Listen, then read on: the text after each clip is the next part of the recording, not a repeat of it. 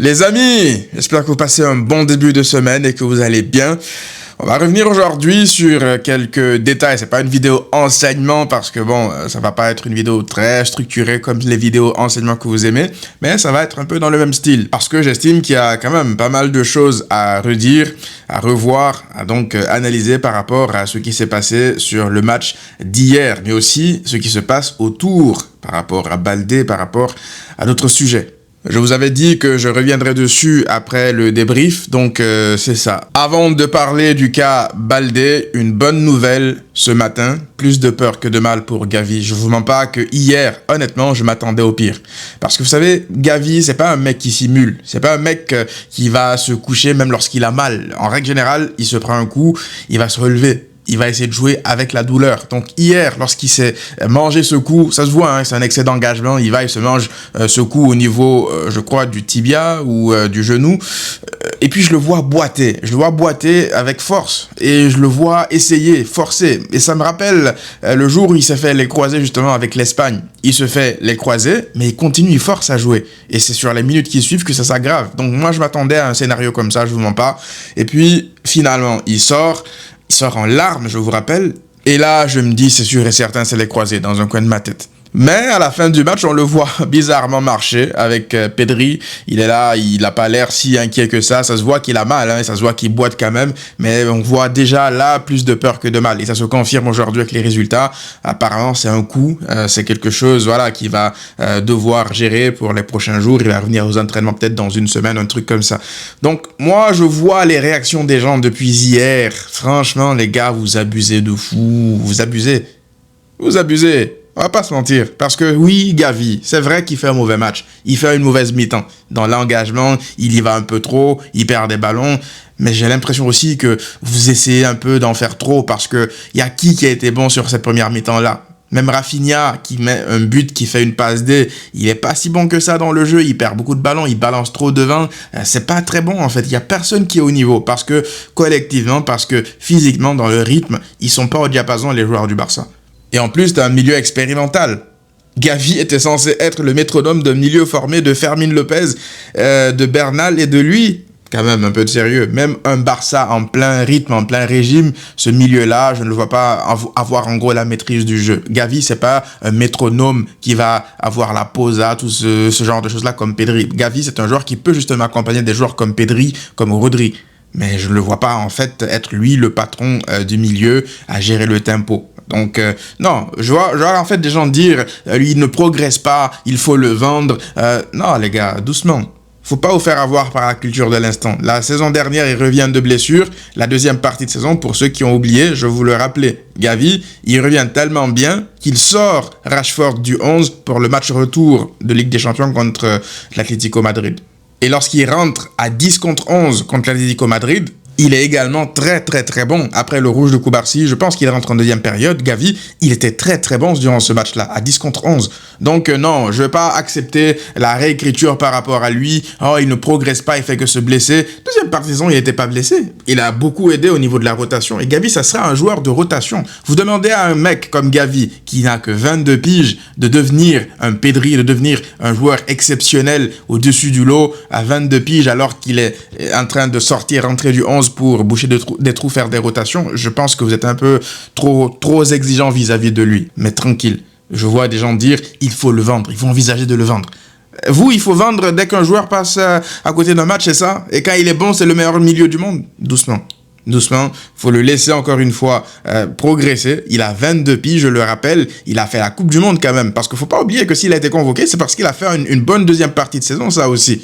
Il n'a pas été convoqué juste parce que Luis de la Fuente l'aime. Vu le vivier qu'il y a au milieu en Espagne, il l'a convoqué parce qu'il a fait une bonne deuxième partie de saison. Donc c'est totalement faux de dire que ça fait longtemps en fait qu'il est mauvais, il ne progresse plus, il faut le vendre.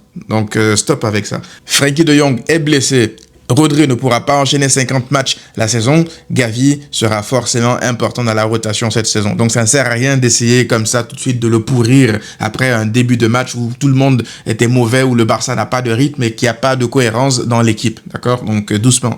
Ensuite, on fait justement le parallèle avec un autre mec de 22 piges qui, lui, est dans une situation un peu plus compliquée que Baldé, c'est Alejandro Baldé.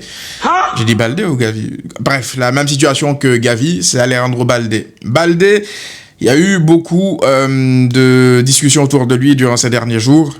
Il n'a même pas été convoqué pour le match contre Elche. Et moi, j'ai vu beaucoup d'indignation dans la communauté vis-à-vis de lui. Vous vous rappelez qu'est-ce que je vous disais, moi, il y a une semaine à peine, voire 2 semaines. Je vous disais que moi, Baldé, j'avais même fait un space avec des amis à moi récemment, là où je vous disais que Baldé, moi, je lui donne une saison supplémentaire, en fait. C'est vrai qu'il n'a pas été bon. Durant tout l'été, je n'arrêtais pas de le dire. Baldé, c'est une saison bonne, une saison mauvaise, une saison bonne depuis ses débuts au Barça. Donc, il est un peu inconstant. Donc, j'avais bon espoir, j'ai toujours bon espoir que cette saison soit celle de la rédemption, la dernière chance.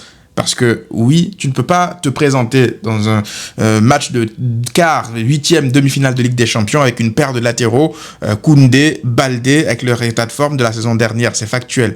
Maintenant, Baldé, tout comme Gavi, je ne vais pas faire l'hypocrite et vous sortir un argument différent pour des joueurs différents. Baldé aussi n'a que 22 ans. On a tendance à l'oublier. C'est pas un joueur fini, c'est pas un produit fini. Donc moi, lorsque j'arrive et que je vois que le Barça songe déjà à s'en séparer parce que Flick a des doutes, émet des doutes en tout cas vis-à-vis de lui, je me pose des questions. Je me pose des questions dans le sens où toute la saison, Flick l'a eu, Baldé n'a pas été bon, il l'a eu toute la pré-saison. Moi, c'est le timing aussi qui me dérange. Pourquoi c'est au moment de reprendre la Liga que, là, il y a des doutes. Là, Baldé, le discours de Flick en conférence de presse, en fait, il m'a vraiment interpellé. En gros, il sous-entend que Baldé ne veut pas se battre comme il l'aimerait pour sa place, la concurrence et tout. Est-ce que c'est parce que Cancelo est arrivé et que Baldé l'a mal pris? Ou bien est-ce que Baldé ne progresse pas aux entraînements, il ne montre pas en tout cas l'attitude qu'il faut aux entraînements? Je ne sais pas. Toujours est-il que s'il n'a pas convoqué Baldé, c'était pas par rapport à tout ce que les gens disaient là autour. Oui, c'est parce que le club cherche à le vendre. Non, c'est parce que Flick, il l'a expliqué après le match. Il l'a juste pas convoqué parce que il y a tout ça qui avait autour de lui. Il n'avait pas la tête à 100% sur le match, il n'était pas focus. Donc, d'un commun accord avec Baldé, ils ont décidé de le laisser à Barcelone afin qu'il s'aère l'esprit. Et aujourd'hui, d'ailleurs, il est de retour à l'entraînement. Donc, voilà, pas besoin d'en faire plus par rapport à sa non-convocation. Maintenant, on peut se poser la question qui est par rapport à son avenir au Barça. Si Baldé, aujourd'hui, décide de partir, je ne vois qu'un club comme United ou un autre grand club pour lui. Mais est-ce que c'est une bonne idée de le laisser partir? Baldé n'est pas à son meilleur niveau depuis maintenant plus d'1 an. Malgré tout, moi j'estime que c'est un poil précipité pour essayer en fait déjà de le vendre. De le vendre, je trouve que c'est un peu too much. Peut-être le garder sur le banc afin de voir s'il va se battre pour essayer de rehausser son niveau cette saison. S'il ne le fait pas, tu le vends en fin de saison. Mais de le vendre déjà comme ça, ne serait-ce qu'en termes de profondeur d'équipe, de banc et tout, je ne sais pas si c'est une bonne idée en fait. Après, on verra si le Barça se renforce ou pas.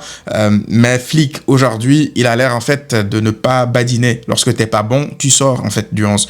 Lorsque t'es pas bon, tu sors du 11. Parce que j'ai vu des gens venir me dire aussi, la dernière fois, Flick, il est fort contre les faibles et faible contre les forts. Ah bon? Ah bon? Lamine Yamal, il n'est pas sorti hier à la 60e minute parce que l'attitude n'était pas bonne. Koundé, qui est un statut quand même assez important du vestiaire, il l'a pas sorti du 11. Il l'a pas sorti du 11 titulaire en plaçant Rick comme latéral droit pour la 2e saison consécutive. Hansi Flick est le patron de ce groupe. Il n'y a personne qui est au-dessus de lui. Il n'a peur de personne, d'accord? Donc, ne venez même pas ici essayer de faire croire que Flick est un mec qui est injuste, qui bully les jeunes comme les Casado et tout, et n'ose rien faire face aux cadors du vestiaire. C'est totalement faux. Flick a la main mise sur son vestiaire. Il décide tout simplement. S'il estime qu'un joueur n'est pas au niveau dans son équipe, il a le plein droit de le faire. Il assumera les conséquences en fin de saison parce que ce sont ses choix. Mais moi, je veux que le coach soit au-dessus. Je veux que le coach ait la main mise. On n'est pas ici dans la république des joueurs. Juste parce que un joueur a été formé à la Masia, c'est notre chouchou. Non, Flick, il est méchant. C'est le monde du foot. C'est comme ça, c'est compétitif, c'est concurrentiel. Si t'es pas bon, je suis désolé. Il y a des joueurs qui attendent. Et ça me permet justement de faire la transition sur un joueur qui attendait, Xavi Esparte. Si Baldé n'est pas au niveau, t'as des gamins comme ça qui sortent de la Masia. Alors moi, je ne vois pas Xavi Esparte passer toute une saison comme suppléant latéral gauche. Mais c'est un mec aujourd'hui qui est un couteau suisse qui dépanne absolument partout. Latéral droit, milieu, Maintenant, latéral gauche. Là, peut-être qu'on nous dira la semaine prochaine que Xavi Aspas, il peut jouer aussi numéro 9 et même gardien de but. Limite. Mais aujourd'hui, ça me fait plaisir de voir qu'un gamin de la Masia, il arrive tout de suite comme ça dans le 11 et il fait pas, en fait, juste axe de présence pour faire le nombre. C'est pas, en fait, moi, j'avais un peu peur que ça soit une sorte de guerre d'ego avec Flick pour qu'il sorte un autre gamin comme ça en mode regardez, Baldé il est pas bon, je vais prendre un autre mioche pour vous montrer en fait qu'il est pas bon juste par ego. Sauf que on le voit que c'est pas par ego. Xavi Aspas a vraiment quelque chose en plus. Il a un QI football développé, il a une personnalité. Défensivement, j'ai encore quelques réserves par rapport à son placement, par rapport à sa vitesse au poste de latéral, mais tu vois qu'il compense par son intelligence de jeu, par son placement, par plein d'autres qualités qu'il a. Et même dans l'agressivité, il est présent.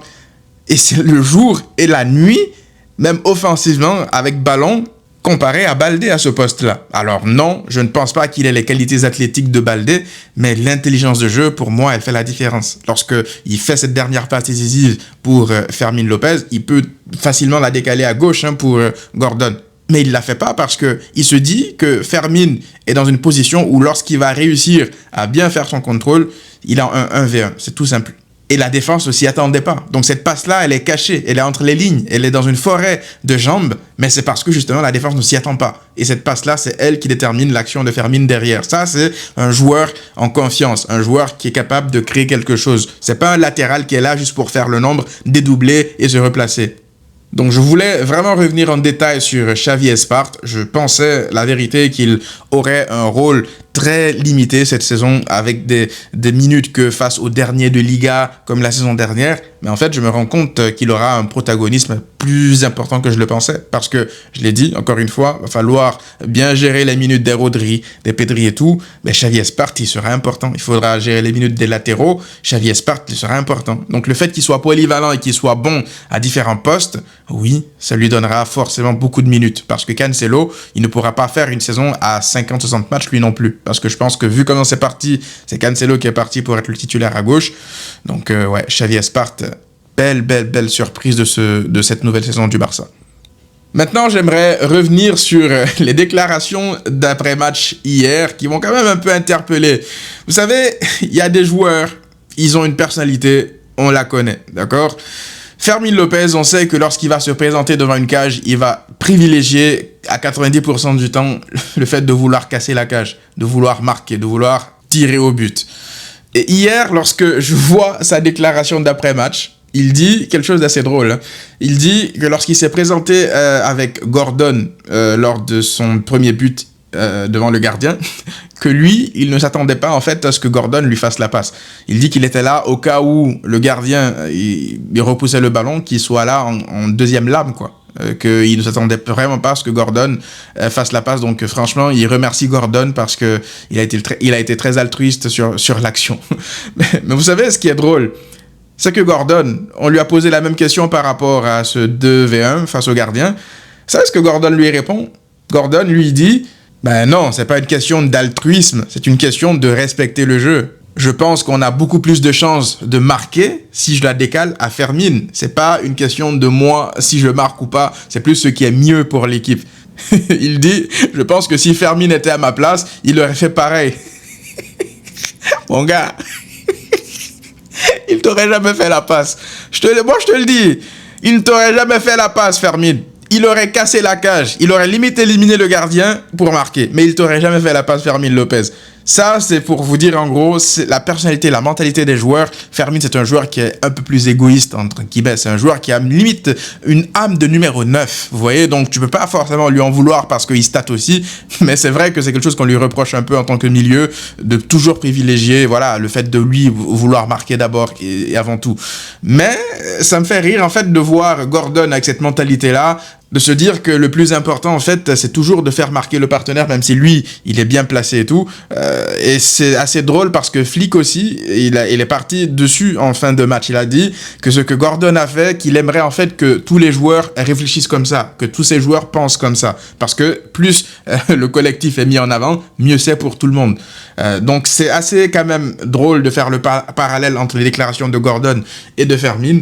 Et c'est pour ça aussi que je vous dis qu'avoir des joueurs, en fait, de devoir, des porteurs d'eau, entre guillemets, ce qu'est Gordon, Adeyemi, mais ça va rehausser drastiquement le niveau collectif de l'équipe parce que tu peux avoir des génies, tu peux avoir des mecs qui statent, tu peux avoir des passeurs et tout, mais si t'as pas les coureurs, les gens qui font les efforts pour combler les trous, pour courir pour les autres, pour être là à se dépenser à 2000% H24, ben, tu peux pas en fait juste aller gagner avec des artistes, avec des mecs pour qui tu es censé courir. Tu vois? Donc, tu es censé avoir des porteurs d'eau aussi. Donc, des Fermin, des Gordon, des Adeyemi, ben, ça sert à ça. Même si je pense que oui, ils ont aussi une certaine personnalité et qu'au bout d'un moment, ils vont prendre leur chance. Mais ils seront toujours là pour privilégier le collectif. Et ça, c'est super, super important dans une équipe.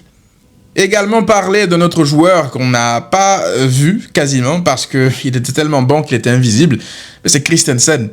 Andreas Christensen, je vous l'ai dit, lorsque lui, les blessures vont le laisser tranquille, ben il est pas loin d'être notre meilleur défenseur central. Il est serein, il ne panique jamais, très rarement fait de mauvais matchs, très rarement se trouve. Et oui, en termes d'expérience, c'est le plus expérimenté de nos centraux. C'est aussi simple que ça. Donc lui, là, moi je pense même que tu l'associes avec un Koubarsi, tu le mets axe gauche comme ça pourrait être une solution. Maintenant, j'ai pas envie de compter sur lui toute une saison parce qu'on connaît qu'il est capable de se blesser demain dans son lit, en train de dormir. C'est Christensen, d'accord? Donc, moi, je ne serai pas serein tant que le Barça ne fera pas un autre défenseur central qui est recruté en fait pour jouer à gauche. Parce que honnêtement, encore une fois, c'est pas contre Gérard Martin, mais toute une saison en me disant que c'est Gérard Martin ton option principale et t'as même pas un autre qui est là naturellement pour jouer ou le concurrencer à ce poste-là, ouais, ça m'inquiète un peu. Donc Christensen, faut quand même en parler. Il a fait un bon match lui aussi. Devant Elche, ils n'ont pas non plus proposé grand-chose. Voilà, ils ont fait des passes, mais ils n'étaient pas si dangereux que ça offensivement. Mais c'est quand même aussi parce que des mecs comme les Christensen, ils coupaient pas mal les actions, ils relançait bien et puis il gérait bien les actions de Elche. Donc un chapeau à Christensen. J'aimerais terminer avec Lamine Yamal parce que j'ai vu vos réactions hier. Beaucoup de personnes qui étaient d'accord avec moi. Je vous l'ai dit, moi, je vous dis ce que je pense tout le temps. Je vais pas me cacher, je vais pas essayer de caresser dans le sens du poil parce que c'est Lamine Yamal, etc., etc. Donc je suis d'accord, je suis content les amis par rapport à vos retours. On est sur la même longueur d'onde. Cependant, il y a quand même toujours des personnes qui sont toujours à l'extrême, ou en tout cas qui y vont de leur propre analyse. Moi, je respecte. On n'est pas obligé d'être tous d'accord. Sauf que, il y a quelque chose que moi, je n'accepte pas. Il y a un gars qui m'a dit, chaque début de saison, tu critiques Yamal et après, en janvier, tu retournes ta veste. Alors, je vais t'expliquer le plus calmement possible parce que, j'aurais pu être autant désagréable que toi et te répondre à la hauteur de ton commentaire parce que les termes de retourner ta veste, très peu pour moi. Donc, je vais essayer de te répondre de manière mature, d'accord? Lamine Yamal, il peut faire une saison de ballon d'or, c'est-à-dire une deuxième partie de saison exceptionnelle, extraordinaire. Mais s'il fait un début de saison mauvais dans l'attitude, même dans le jeu, je le dirais. D'accord? Je le dirais. Je suis pas là pour, entre guillemets, faire le mec, la groupie. Ok? Moi, Lamine Yamal, je vous l'ai dit. Si vous pensez que vous aimez Lamine Yamal plus que moi, vous mettez le doigt dans l'œil. Aimer quelqu'un, c'est pas de le défendre corps et âme, même lorsqu'il va dans le mauvais sens. Parce que je vous rappelle ce qui s'est passé la saison dernière. Lamine Yamal, au sein du club même, il y avait des inquiétudes. Parce que, voilà, les trucs extra-sportifs, sa copine Niki Nicole, voilà, voyage en hélicoptère tous les 2 jours, etc., etc. Au point même où, vous vous rappelez, j'étais à Barcelone en octobre dernier. J'étais là-bas. Ils avaient fait venir Jorge Mendes parce que le cas Lamine Yamal, il fallait le régler. Avec la pubalgie, avec tout ça, sur le terrain, ça n'allait pas. Dans les déclarations hors terrain, ça n'allait pas. Et puis, surtout, sa déclaration la veille du Classico ou dans le stream de eBay, là, quand il dit que le Real Madrid, c'est des, entre guillemets, c'est des voleurs, c'est des tricheurs, ils se plaignent. Moi, je suis d'accord en soi avec sa déclaration. Il a totalement raison. Le problème, c'est le timing. Alors que lui, déjà, Lamine Yamal, il n'était pas bon à cause de sa pubalgie. C'était pas le moment, en fait, de ramener une pression supplémentaire à ses partenaires pour le match. Et croyez-moi que si Lamine Yamal ne sort pas pour faire cette déclaration à la veille du Classico, pas sûr que le Real Madrid il le gagne, parce qu'ils l'ont pas gagné, moi, ce Classico, je pense, au niveau du talent. Ils l'ont gagné parce qu'ils avaient de la haine envers lui. Faut voir leur réaction à chaque fois qu'il y avait une récupération sur lui lors de ce Classico-là. Ils étaient là, ils étaient contents. Et à la fin du match, malgré leur victoire, ils voulaient se battre avec lui. Vous voyez? Donc je vous disais que ce jour-là, après le Classico, j'avais fait le débrief. Je vous avais dit que je n'étais pas content de Lamine Yamal. Pas par rapport à sa prestation uniquement, mais par rapport à tout ce qui a engendré, tout ce qui a été engendré, je veux dire, autour de ce match, avant ce match-là. Je pense qu'il aurait pu se passer de ces commentaires-là et le faire au moins à minima après le match. Parce qu'avant le match, lorsque toi en plus, t'es pas à ton meilleur niveau physiquement, ça sert à rien en fait de provoquer l'adversaire pour te rendre la tâche encore plus difficile. Et ça, je l'ai dit, je le répéterai, je le dirai encore une fois si j'avais l'occasion de refaire ce débrief. La première partie de saison de Lamine Yamal, il était sous pubalgie, il n'était pas bon, c'était factuel. Alors, on ne disait pas par là qu'il était mauvais dans l'attitude ou quoi que ce soit, c'était juste sa pubalgie, il était blessé, c'était normal. On va pas non plus regarder le match de Lamine Yamal et dire qu'il est bon même lorsqu'il était pas bon. C'était factuel, il était pas bon. C'est pas un crime de dire que Lamine Yamal n'a pas été bon dans un match. Il ne l'a pas été, il ne l'a pas été. C'est pas grave, ça arrive. Lorsque tu es blessé, tu peux pas être à 100%. Et la réalité d'un match, si aujourd'hui Lamine Yamal, il est exceptionnel, au bout d'un match, on va le dire parce que c'est ce match-là, c'est l'instant du match. Et demain, s'il est mauvais, on va dire aujourd'hui, il a été mauvais. Ça s'appelle pas retourner sa veste, ça s'appelle analyser les choses. Si vous voyez le foot en mode binaire, en mode retourne ta veste ou pas retourne ta veste, faut choisir un camp, être blanc ou noir, je pense que vous faites erreur. Parce que le football, ça évolue. Chaque match est différent. Chaque prestation est différente. Après, il y a des joueurs qui sont constants et il y a des joueurs aussi qui sont inconstants. Il y a des joueurs qui traversent des périodes difficiles et d'autres qui ne le sont pas, comme les Messi qui ont, en grande majorité de leur carrière, été constants dans l'excellence. D'accord? Donc, moi, Lamine Yamal, si vous pensez que vous l'aimez plus que moi et donc que vous avez, droit sur lui de dire à chaque fois c'est lui, notre chouchou, notre meilleur, on ne doit pas le critiquer, c'est votre problème, ça, à vous, là. Moi, lorsque je vais estimer que Lamine Yamal n'a pas été bon, ou en tout cas je vais estimer que dans l'attitude ce n'est pas bon, je vais le dire. Est-ce que ça veut dire que je m'inquiète pour son avenir ou que je vais aller dans des excès en mode Lamine Yamal, ça m'inquiète pour lui? Non!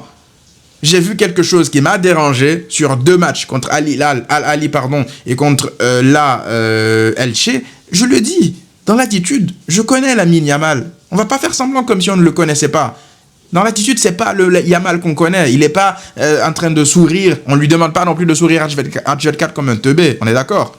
Mais il y a un body language. Lorsque tu ne cours pas, lorsque tu ne fais pas les efforts, lorsque tes partenaires courent pour toi et que toi tu ne le fais pas, c'est plus un manque de respect vis-à-vis de tes partenaires plutôt que de Lamine Yamal, de ne se focaliser que sur lui. C'est un sport collectif. D'accord? Maintenant, comme je l'ai dit, ça ne sert à rien d'en faire tout un plat. C'est arrivé. J'espère que c'est quelque chose qui va lui être passager et qu'on retrouvera le meilleur Lamine Yamal qu'on aime, tout simplement. Ça ne sert à rien de tirer des conclusions pour le futur. Je vous l'ai dit, je ne sais pas si c'est en rapport avec Baldé, qui est son meilleur pote, ou pas. Je ne vais pas tirer de conclusions par rapport à ça parce que je spécule. J'ai juste donné une hypothèse. Et là encore, il y a plein de gens qui me disent « Non, on ne peut pas tirer des conclusions par rapport à ça, on ne sait pas. » C'est vrai qu'on ne sait pas. Moi, j'essaie d'analyser. J'ai donné une hypothèse. C'est ça, peut-être que c'est pas ça, peut-être que c'est ça. On n'en sait rien.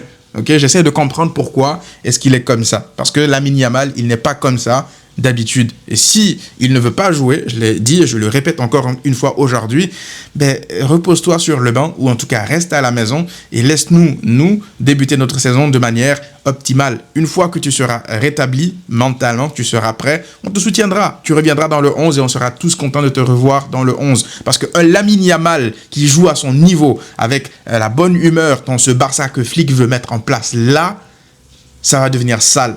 Donc, on a besoin de Lamine Yamal à son meilleur niveau. Peut-être pas à son meilleur niveau là sur ce début de saison, mais on a besoin de lui lorsque ça va se corser à partir de octobre, novembre. D'accord? Donc, pour l'instant, s'il n'y a pas raison de tirer la sonnette d'alarme, je ne veux pas non plus être dans le catastrophisme et être dans l'inquiétude constante par rapport à lui. Il y a juste des faits qui se sont déroulés et on les pointe du doigt à l'instant T. Si demain, Lamine Yamal arrive avec une meilleure attitude ou un meilleur body language, il est là, il sourit, on le voit, voilà, libéré.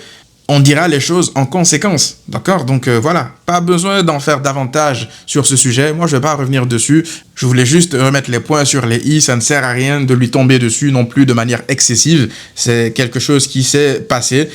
On ne sait pas ce qui se passe dans sa vie. On espère que c'est rien de grave. On va le soutenir, d'accord? Je vous l'ai dit, Lamine Yamal, à son meilleur niveau, c'est le meilleur joueur du monde. Moi, vous savez, limite, ce qui m'énerve un peu, c'est que ce début de saison-là, c'est un peu le moment de StatPad pour aller chercher un ballon d'or, par exemple, pour marquer les esprits, pour rappeler aux gens qui tu es. C'est pour ça que moi, ça me frustrait un peu de le voir comme ça, nonchalant, ne pas vouloir limite faire grand-chose. Alors que frère, c'est maintenant que tu dois aller chercher ton ballon d'or, de choquer les gens sur le début de saison. Mais bon, bref, ça c'est un peu personnel, donc ça n'a aucun rapport avec le niveau de Lamine Yamal. Mais voilà, je voulais juste parler de Lamine Yamal par rapport à ça pour terminer. On se retrouve les amis très rapidement pour une nouvelle vidéo. Ça sera donc certainement l'avant-match contre l'Athletic Club de Bilbao. N'hésitez pas à venir sur Instagram pour poser vos questions par rapport à l'avant-match et on répondra ici en vidéo.